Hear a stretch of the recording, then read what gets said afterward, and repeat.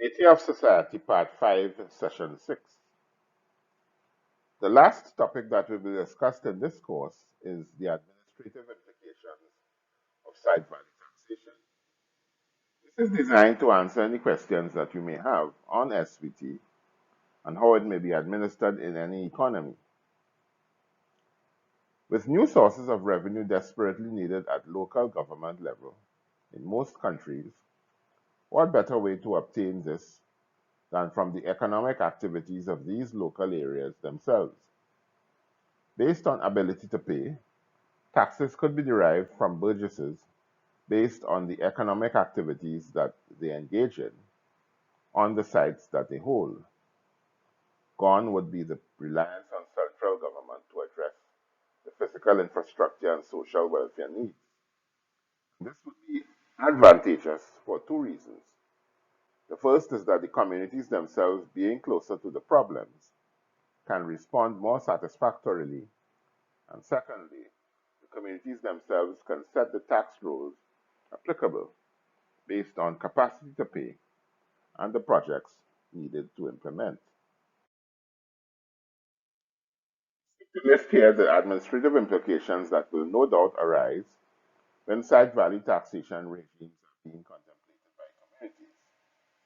The guidelines prescribed here are to provide clarity, order, fairness, and certainty to the physical development of communities.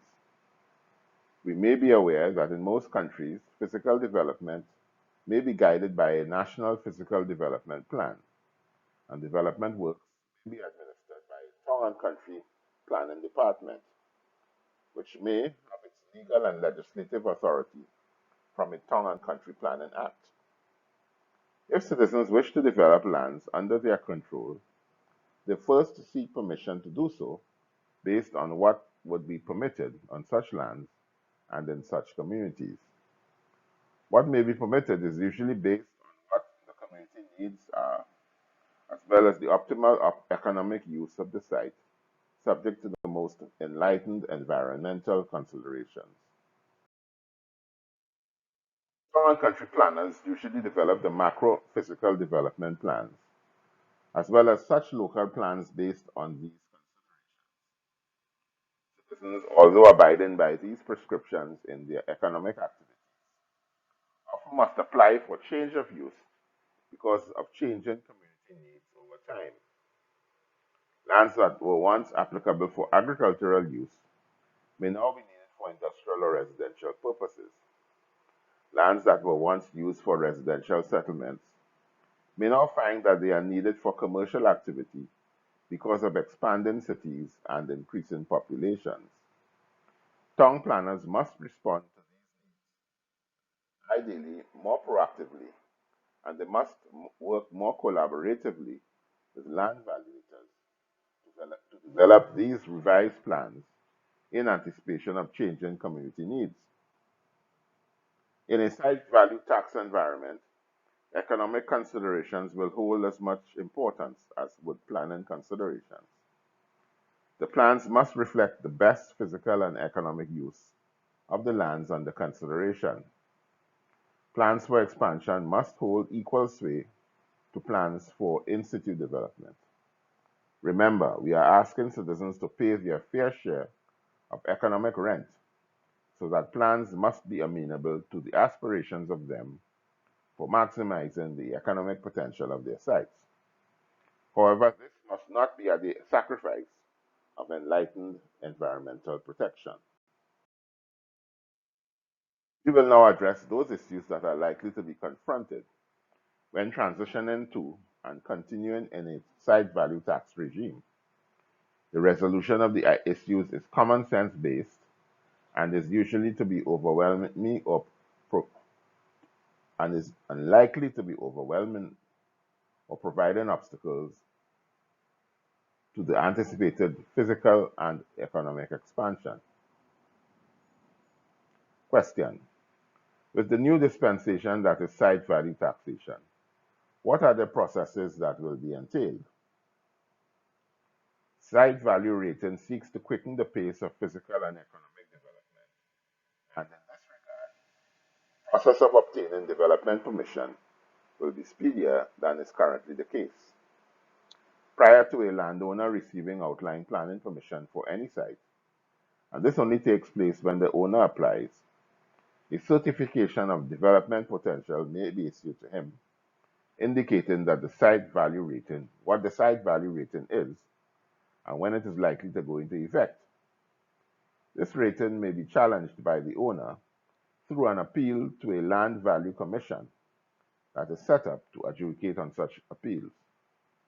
Both parties, the appellant and the valuation department, will present their cases to the appeal board for resolution. Owner may accept the Certificate of Development Potential, CDP, and thereafter apply to the Town and Country Planning Department for outline planning permission. This application, when received, stops the clock on the implementation of the site value rating for a period known as the development period, and this period will vary based on the type and size of development. The obligation to pay the SVT is only postponed as the amount foregone is aggregated to the tax after the development period ends. Application to extend the development period will be granted by the local government authority overseeing development works, only for extenuating circumstances. The normal staged certification of development works that is granted by the development authority will continue to apply. Earlier in this course, it was shown how vacant lands are valued. Certainly, the common approach taken by land valuators when confronted with vacant lands, in any event, the site value rating is an annual exercise, and as development proceeds, the rating exercise will become more accurate as time goes on. Landowners are aggrieved. There's the appeal process. But they can be comforted in knowing that over time, market values will become common knowledge, and whatever site value ratings that have been inaccurately arrived at, benefits would accrue to the community, or of which they are a part. Certificates of development potential will only be issued to lands properly serviced by infrastructure such as roads, water, sewer, and electricity. Question? So the certificate of development existing and planning permission subsequently refused. This may be the case where the developer seeks permission for a project that seeks to make the highest or best use of the land, but finds himself not conforming to the planning dictates of the Town and Country Planning Department, TCPD. With the TCPD, there is an appeal process for development applications that have been refused. When planning permission is sought, this immediately stops the clock on the developer's obligation to pay the SVT. The development issue may now go before the appeal process to be eventually resolved, and when so done, the time lost through the appeal process is added to the development period. Question: would not the planning authorities be overwhelmed by this new dispensation of CPDs and outline planning permission applications? Here is where improvements and restructuring of the planning and valuation authorities would be necessary. These authorities would simply have to respond to the needs of the community with respect to development. Thankfully, the process of determining the market value or site value of lands relies solely on information received from the communities themselves. The valuation department simply must find an efficient way of determining what values these communities place on the various sites, and the planning department also simply must find an efficient and effective way of determining the highest and best economic use of the lands. Both authorities then must convey to developers what is permissible, taking into account what is environmentally acceptable.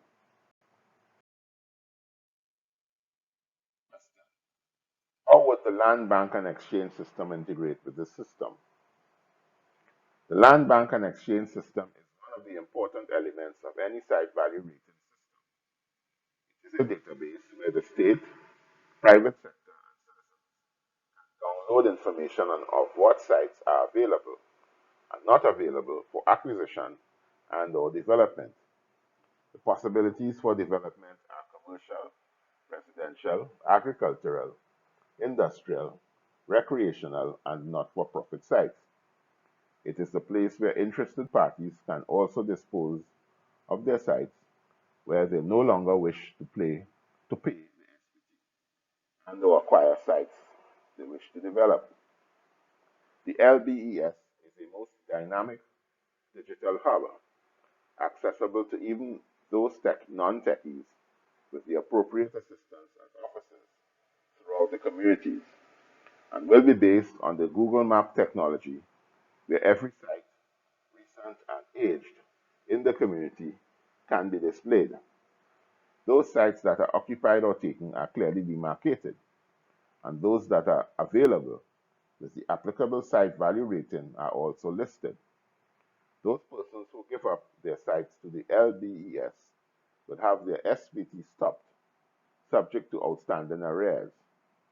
Those entities who take up sites will have the SVT obligation commencing, also subject to the planning permission protocols mentioned above.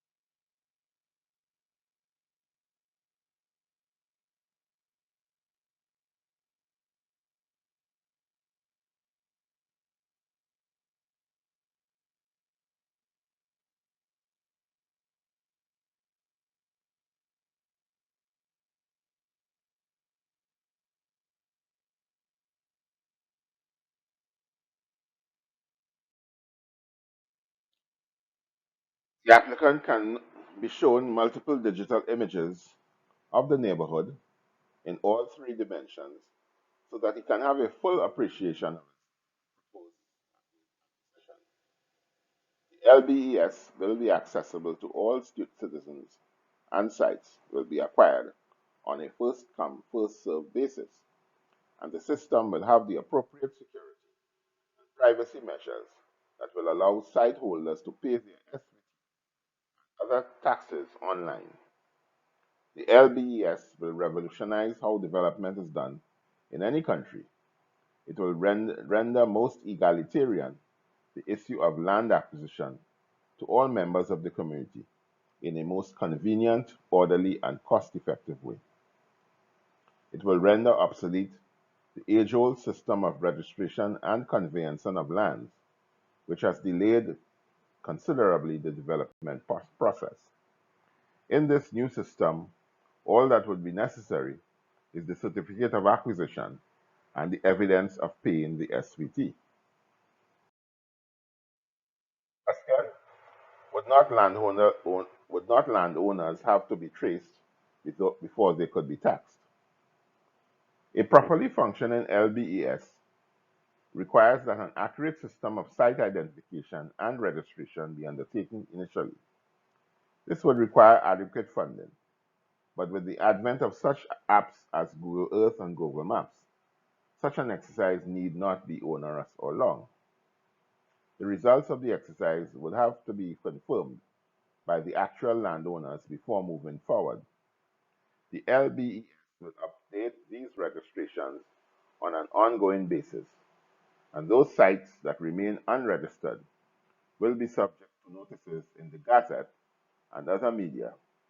the LBES website, and even the physical sites themselves. A suitable period will be given for compulsory registration, failing which the sites will be placed within the LBES for acquisition by interested parties. Many sites have owners who have died intestate, and their sites remain unconveyed.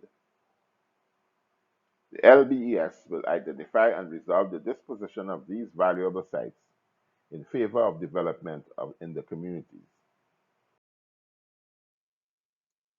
Then, how could the valuation process take into consideration such factors as non-economic sites, sites with buildings of historic or architectural value? It is for the country's legislature to render any such number of sites non-economic, of historic or architectural value. This may require proclamations that such sites may not be taxed at the site value if non-economic activity is taking place. The same for recreational and public spaces.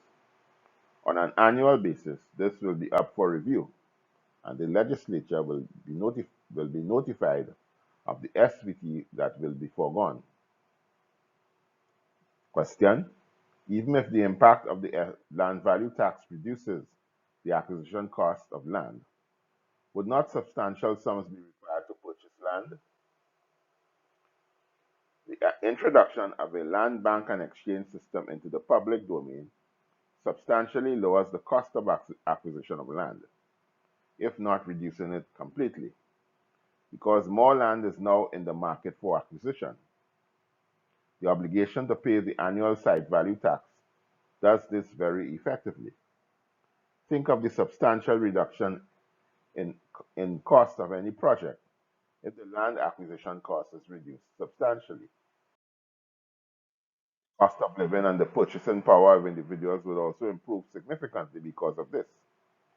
Land acquired for public purposes would also benefit from lower costs and easier acquisitions, which is not the case in most countries now. Governments can also easily refer to the LBES to see which lands have become available for public usage, which can, which can be an efficient way that public projects can be realized without the need for compulsory acquisition. Question: what about the treatment of slums? Would SVT improve the renewal of depressed communities?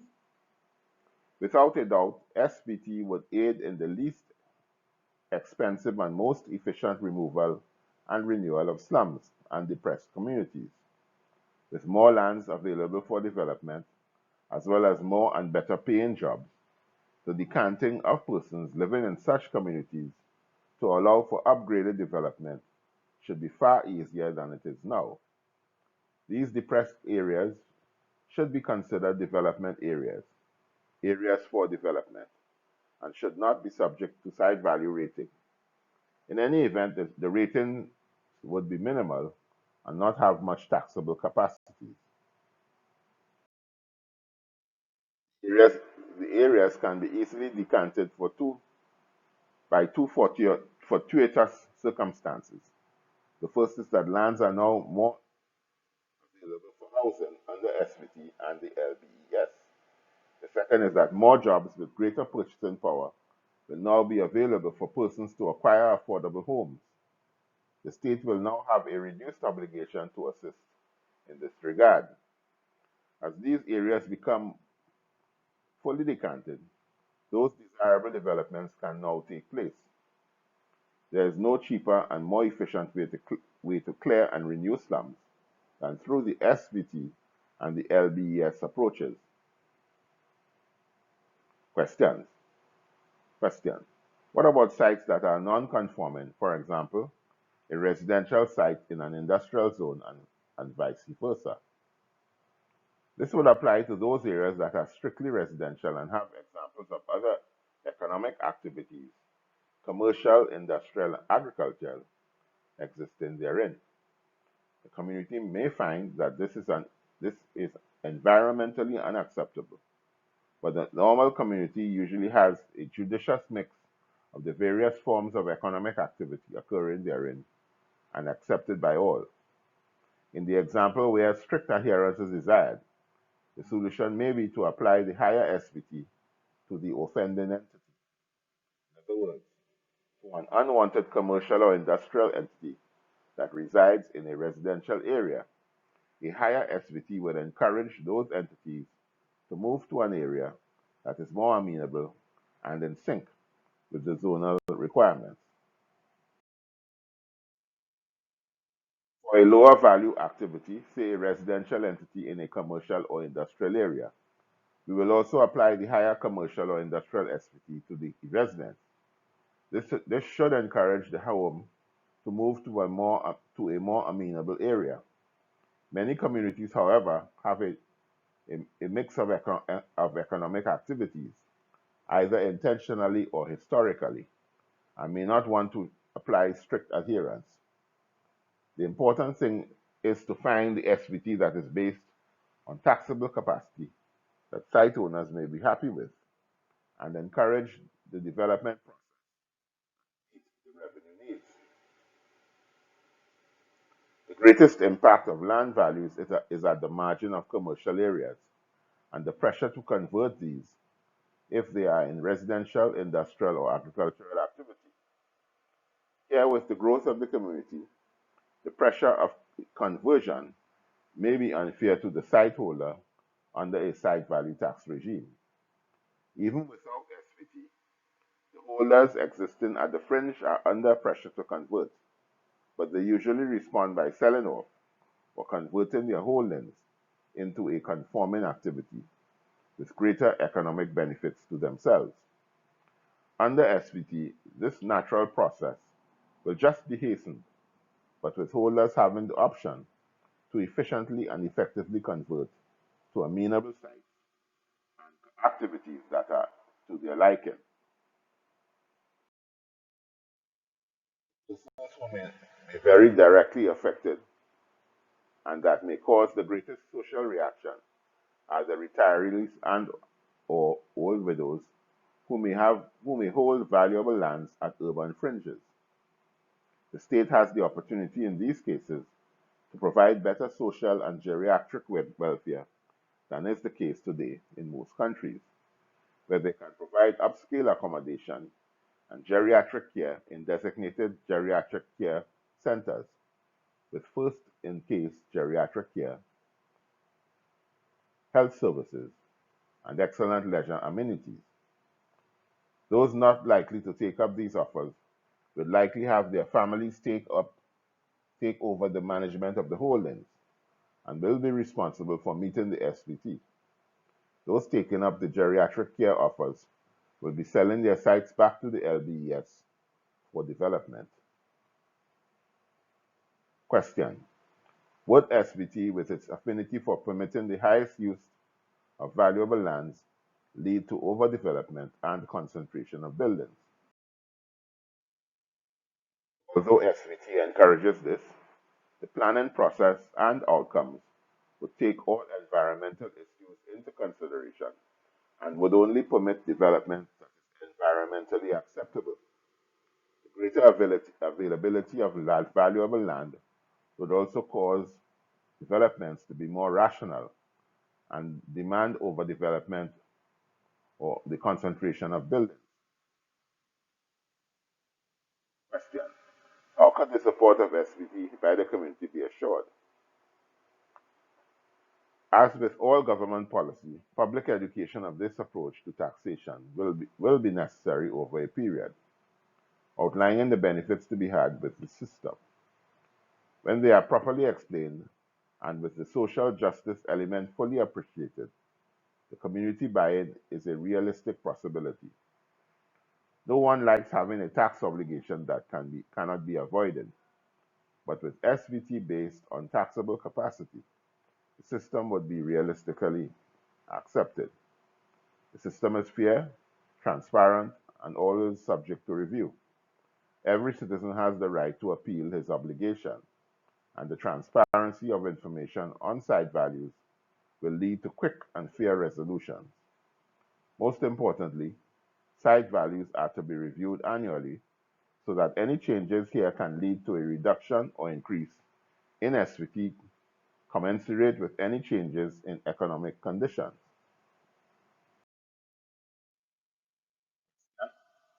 Under SVT, because there would be substantial reduction in taxes on labor and capital, would the tax base now be substantially reduced? Would the revenues derived be able to meet all anticipated expenditures?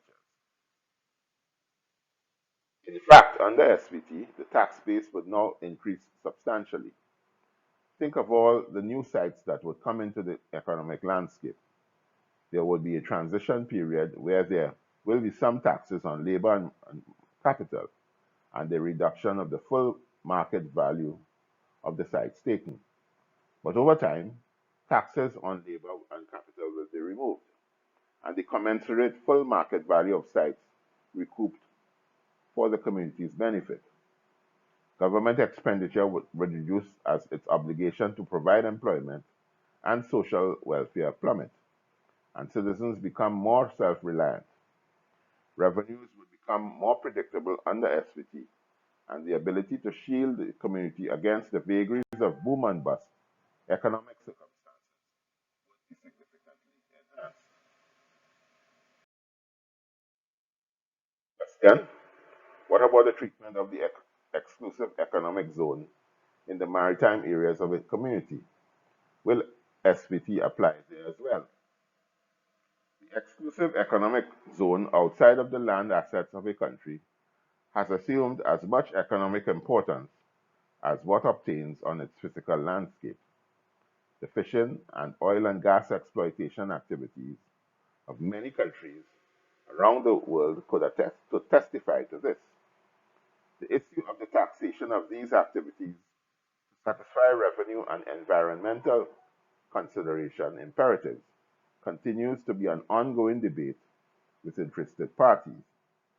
The debate as to whether these activities should only be taxed only when the produce reaches onshore rather than at source, and what should be the environmental imperatives and protocols when resources are being exploited are the two most important questions which are yet to be answered satisfactorily to all stakeholders.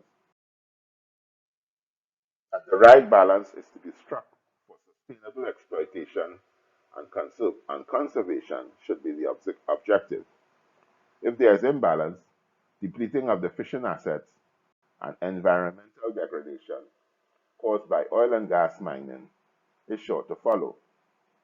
SVT has the unique ability of creating and maintaining this environmental balance, as well as guaranteeing a sum of revenue, both issue very elusive in jurisdictions around the world.